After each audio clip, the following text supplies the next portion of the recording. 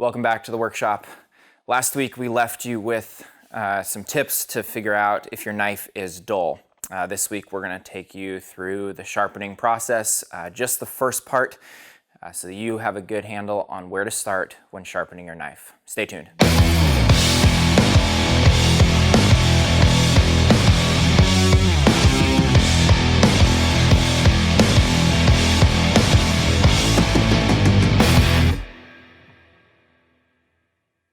So last week we talked about looking down the edge of your blade to determine if there was light reflecting, and then resting your knife on a thumbnail or a Sharpie to see if there's any slipping and if your knife is dull. I'm going to show you some illustrations that outline a little bit of what we were seeing during those tests and what actually is happening to the edge of the blade, and then we'll dive into sharpening. So a sharp knife looks like this, essentially. This is a cross profile of the edge blade, or the edge of the blade. So it comes to a nice sharp point. You can see this is called the shoulder down here, and it's symmetrical. As you use your knife, the most fragile part is this very tip. And so as you use your knife, that tip rolls from one side, or it rolls to one side or the next. That tip then with heavy use will end up breaking off and leaving your knife with a dull or flat spot on it. So that's what we're looking for, is when light reflects from one side to the other, or if it slips and doesn't catch, we're dealing with one of those. Now when we sharpen, what we're doing is we're coming in contact with that blade and we're restoring an apex or a fine point. So this yellow dash represents the abrasive that comes in contact with the knife, and it's removing this material out here and restoring that edge. So the first step is to sharpen one side of the bevel. And I've represented that here with the silver line. And you sharpen and remove the material until you restore an apex. And that apex is symboled or signified by a burr. Now we would sharpen the other side, represented by this yellow line, and that would bring that apex back to center for a symmetrical, sharp edge.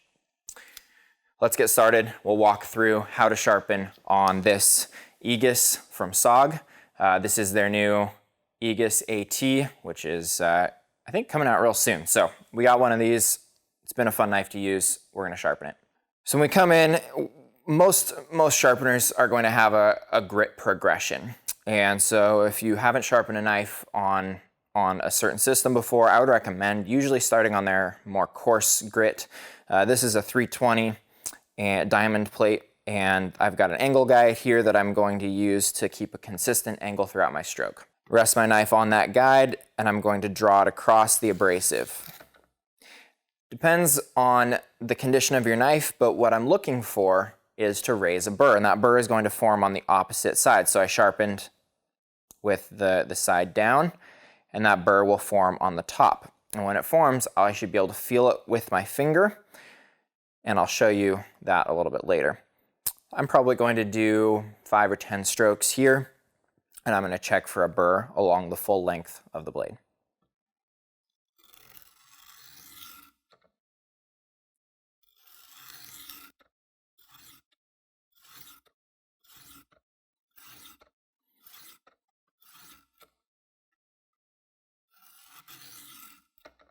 I'm now going to feel for a burr, and I can feel there with my finger. And I was messing around with this the other day, and I think I can hang a fish hook on the end of it. We'll see how strong of a burr I created. And that'll show you guys kind of what's actually happening with that metal. And we're leaving a little wire, a little hook on the end of that you'll be able to feel with a finger, and I can show here with a fish hook. So that's hanging on to that wire on the edge of the bevel. It shows me that I've reached the apex, and that as I sharpen the other side, I will be left with an incredibly sharp knife. Now when I switch over to the other side, I'm looking for that same thing. I should repeat the same number of strokes, and you should be left with a burr on the opposing side. And I can't stress the importance of a burr enough. The burr signifies that you've reached that apex, and you will be left with a sharp knife. If you're not getting a burr, there's a couple of things that could be happening. One, you might just need to go for a few more strokes. That's going to remove a little bit more material and bring that bevel edge closer to the other side. It could be that you're sharpening at a different angle than the manufacturer may have sharpened the knife to, and so I would recommend researching the manufacturer of the knife and figuring out what angle they sharpened to so that you can repeat that, which will result in sharpening the knife with the least amount of material removal. Once you have established a burr on the first side, repeat the strokes, you've got a burr on the second side, then we will hone that burr off and you'll be left with a great working edge. I'm going to save that for the next video, so tune in next week on Wednesday. That's it for this week from the workshop. See you next week. Thanks for tuning in this week. If you want to check out some of our previous videos, click the link here, or if you want to subscribe, click down here. Thanks for watching, and we'll see you next week.